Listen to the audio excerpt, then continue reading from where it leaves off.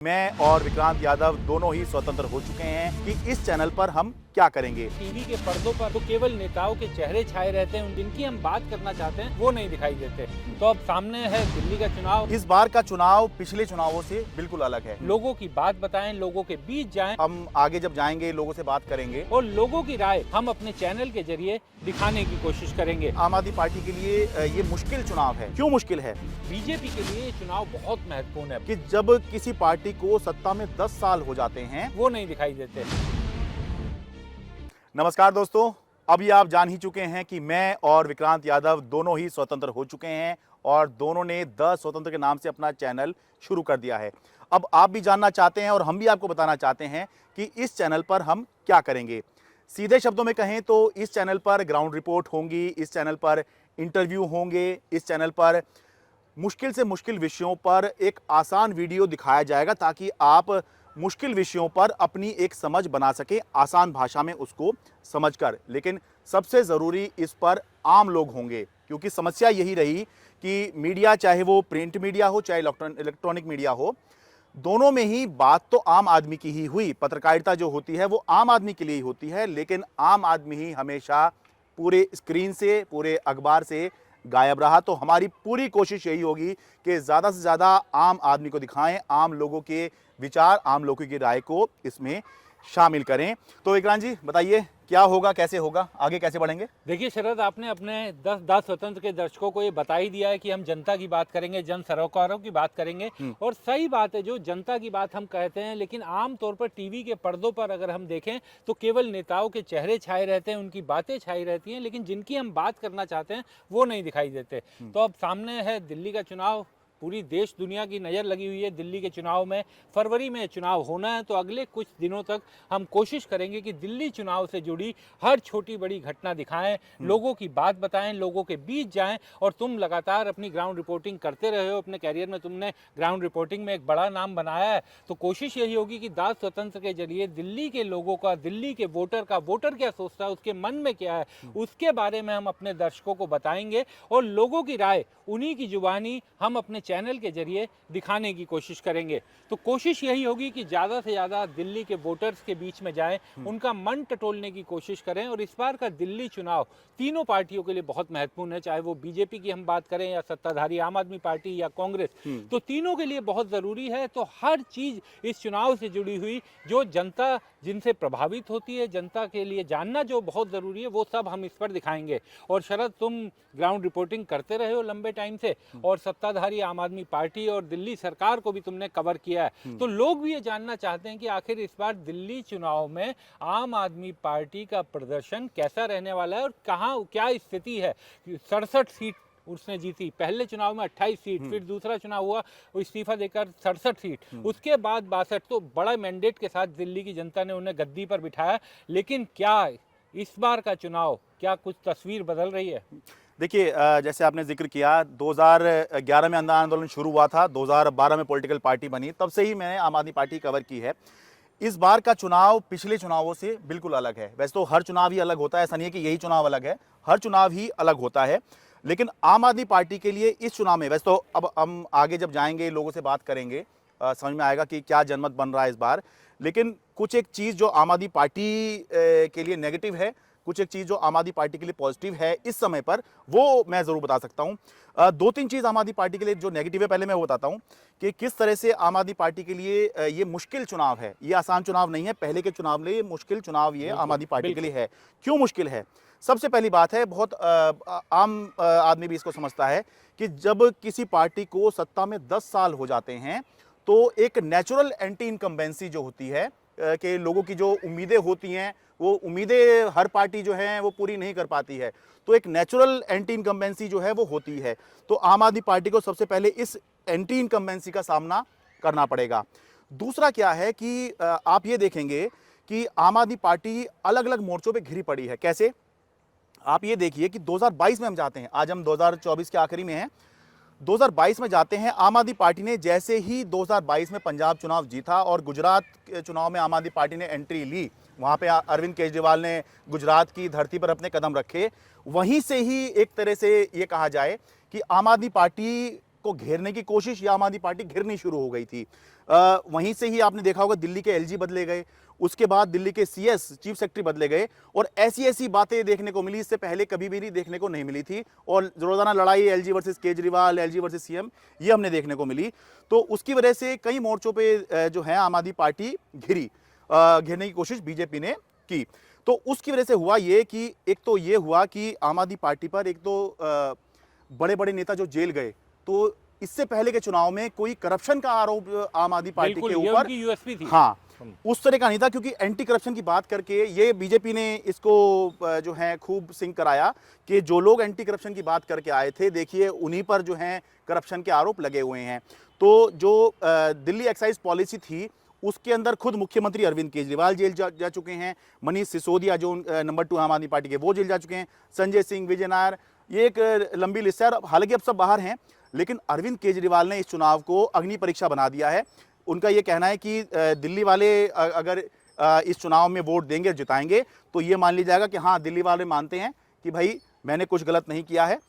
लेकिन अगर वो नहीं जीत पाते हैं तो क्या होगा, तो फिर मैसेज जो है आम आदमी पार्टी के लिए बड़ा खराब हो जाएगा, क्योंकि अरविंद केजरीवाल ने खुद इस चुनाव को अग्नि परीक्षा बना दिया है। तो ये जो आरोपों से आम आदमी पार्टी के ऊपर लगे, ये एक आम आदमी पार्टी को साबित करना है कि हमने कुछ गलत नहीं किया था, हमें फंसाने की कोशिश की गई है फर्जी केस में, जैसे कि वो कह रहे हैं। सबसे बड़ी एक और जो बात है जो आम आदमी पार्टी के लिए दिक्कत कर रही है, वो ये है कि एलजी और चुनी हुई सरकार, इसकी लड़ाई में जो काम थे दिल्ली के, वो रुक गए। अफसर जो हैं वो अब हम पहले जानते, पहले से भी दिल्ली सरकार के कंट्रोल में नहीं थे, लेकिन 2023 में सुप्रीम कोर्ट ने ये फैसला दिया कि अफसर जो हैं वो चुनी सरकार के अधिकार क्षेत्र में आते हैं, लेकिन तुरंत ही केंद्र सरकार ने वो फैसला पलट दिया।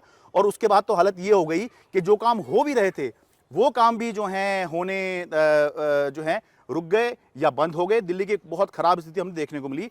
तो काम नहीं हो पाए, कहीं जगह सड़कें टूटी थी, जो सीवर है वो ओवरफ्लो मार रहा है, पानी की सप्लाई जो है कहीं जगह खराब हो रही है, गंदा पानी आ रहा है। तो ये जो है आम आदमी पार्टी को इनका जवाब देना पड़ेगा कि इसके लिए हम जिम्मेदार नहीं हैं।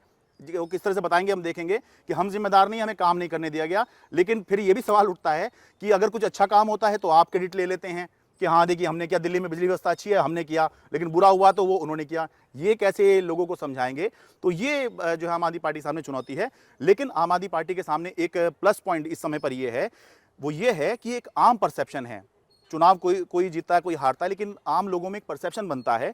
आम लोगों में ये एक परसेप्शन है, आप एक सड़क पर चलते हुए लोगों से बात करेंगे, वो ये कहेंगे कि सीटें कम हो सकती हैं आम आदमी पार्टी की, लेकिन आएगा तो केजरीवाल ही। तो ये एक परसेप्शन है। आगे क्या स्थिति बनेगी ये हम आगे देखेंगे, लेकिन ये एक परसेप्शन आम आदमी पार्टी के लिए जो आम आदमी पार्टी के पक्ष में जा रही है। और प्लस ये भी है कि अब अरविंद केजरीवाल भी बाहर हैं, सारे नेता इस समय बाहर हैं। तो जैसे लोकसभा चुनाव के टाइम पे सारे बाहर नहीं थे, अरविंद केजरीवाल कुछ दिनों के लिए बाहर निकल के आए, मनीष सिसोदिया तो आ ही नहीं पाए, संजय सिंह को चुनाव से पहले छोड़ा गया, जमानत उनकी हो गई, लेकिन सारे नेता बाहर हैं। तो अपना 100% आम आदमी पार्टी दे सकती है। ये कुछ एक चीज आम आदमी पार्टी के पक्ष में जा रही है।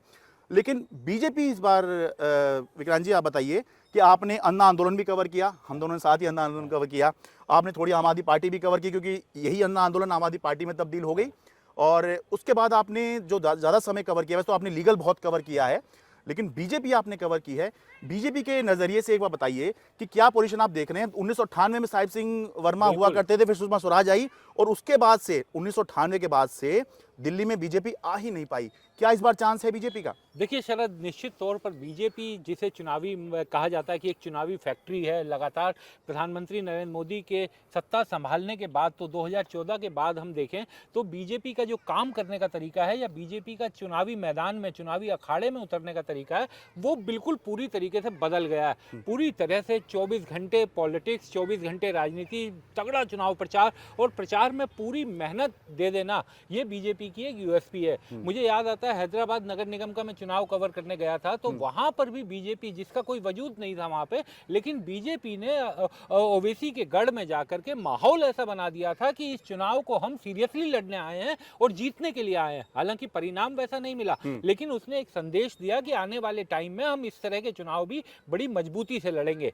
अगर हम दिल्ली के परिप्रेक्ष्य से देखें तो बीजेपी के लिए ये चुनाव बहुत महत्वपूर्ण है, बहुत महत्वपूर्ण है। दिल्ली की गद्दी एक ऐसी टीस है जो बीजेपी को हमेशा सालती है और इसका कोई अभी तक इलाज बीजेपी नहीं ढूंढ पाई है। और बीजेपी को ये लग रहा है कि इस समय वर्तमान में जब आम आदमी पार्टी अपने दोबारा से चुनावी मैदान में जा रही है, उसके साथ एंटी इनकम्बेंसी बड़ी एक दिखाई दे रही है, तो इस समय उसके पास जो मौका है, जो लोगों के बीच में जाने का मौका है, इससे बेहतर उसके लिए मौका नहीं बन सकता।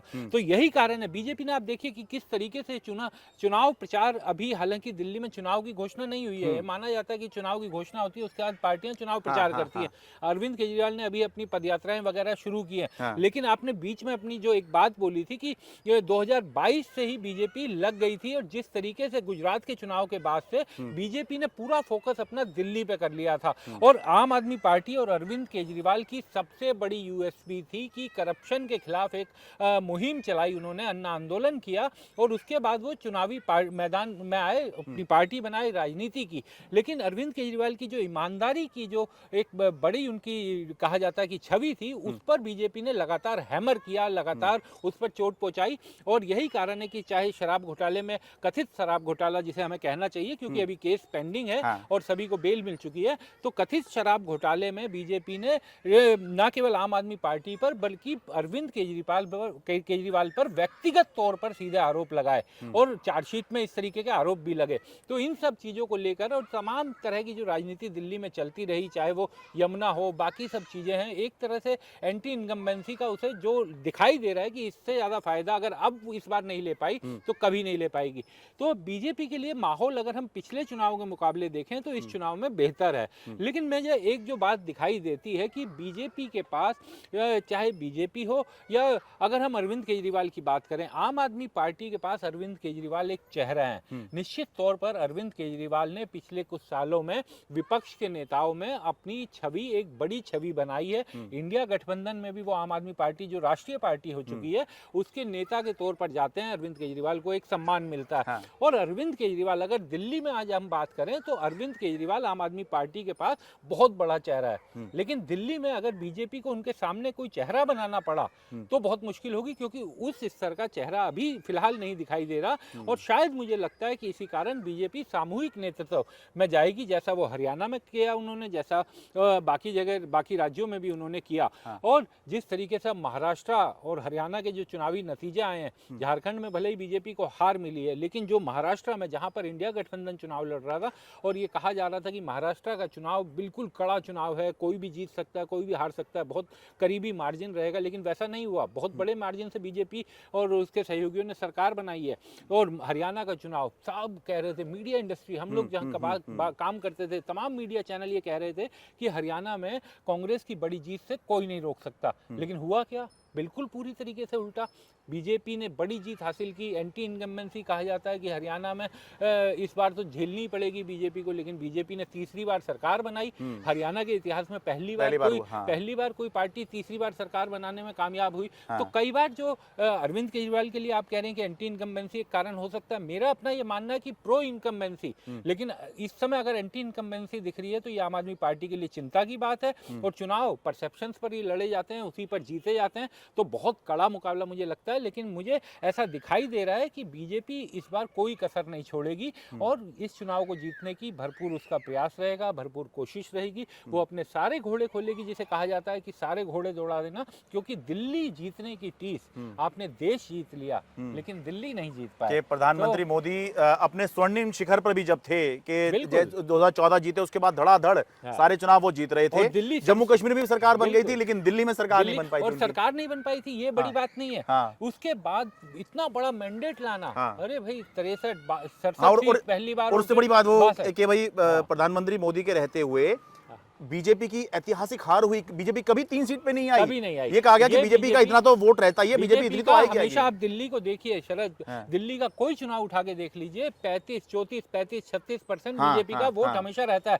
लोकसभा के टाइम में ये वोट परसेंटेज 50% तक चला जाता है जब प्रधानमंत्री नरेंद्र मोदी को चुनना होता है। लेकिन विधानसभा चुनाव में अगर हम देखें या फिर एमसीडी के चुनाव में हम देखें तो बीजेपी के पास 34, 35, 36% अपना वोट बैंक है। अरविंद केजरीवाल ने जो वोट बैंक चुराया है वो पूरी तरीके से चुराया छुड़वाया शब्द इसलिए कि छीना है उन्होंने, हाँ। क्योंकि उन्होंने कांग्रेस का पूरा वोट बैंक छीन लिया और जो हाँ। स्कैटर्ड वोट थे बीजेपी का भी उन्होंने छीना भाई बीजेपी का, लेकिन जो जो क्रूशियल वोट बैंक है हाँ। जिसके बूथे पे बीजेपी राजनीति करती है, हाँ। वो वोट हाँ, बैंक जो कभी कोर वोट भी बैंक, हाँ, बीजेपी ठीक का है। कोर वोट कभी नहीं गया। डेंट किया है, लेकिन बीजेपी को डेंट पूरी हुआ, तरह से डेंट नहीं किया, लेकिन हाँ। बीजेपी अपना 30-32% हर अच्छे बुरे टाइम में भी हाँ, पाती रही। हाँ। तो ये एक बड़ी बात रही। और लेकिन इस चुनाव में इसलिए भी नजर रहेगी, जैसे मैं कह रहा हूं कि बीजेपी सब कुछ लगाएगी और कोशिश करेगी दिल्ली की टीस को दूर करने में। एक और प्लेयर है जो साथी तो है इंडिया गठबंधन के, लीड करते हैं कि हम लीड बड़ी पार्टी है कांग्रेस, लेकिन दिल्ली में चुनाव अलग लड़ेंगे क्योंकि राजनीति इस तरीके की है। तो शरद, अगर हरियाणा जीत जाती कांग्रेस और महाराष्ट्र में मजबूत स्थिति में आते तो जाहिर बात है, मुझे लगता है कि दिल्ली में भी धमाल करते। अब क्या करते हुए दिखाई दे रहे हैं? आपको ये मैं बताऊं कि जैसे ही लोकसभा चुनाव संपन्न हुए थे और कांग्रेस लगभग 100 सीट पर आ गई थी, वहां से कांग्रेस का ऐसा लगा कि राइज हो रहा है और वहां से ये आकलन होना शुरू हो गया था विक्रांत जी कि दिल्ली चुनाव में इस बार कांग्रेस का जो रोल है वो बहुत अहम रहने वाला है, क्योंकि अब लगता है कांग्रेस अपने ट्रैक पर आ गई है, अब यहां से ऊपर ही जाएगी। यानी कि जो कहते हैं ना कि सबसे नीचे वाला जो पॉइंट था उसने देख लिया, अब यहां से ऊपर ही जाना है उसने।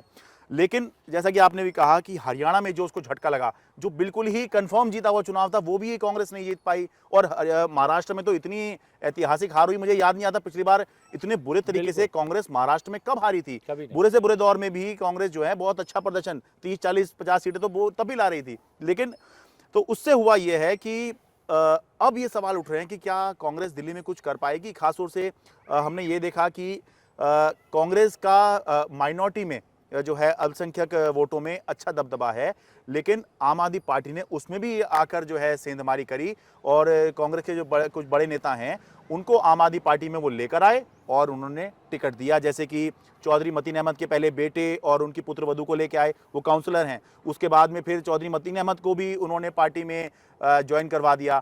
मटियाला में एक पूर्व कांग्रेसी विधायक हैं, उनको ज्वाइन करवा दिया।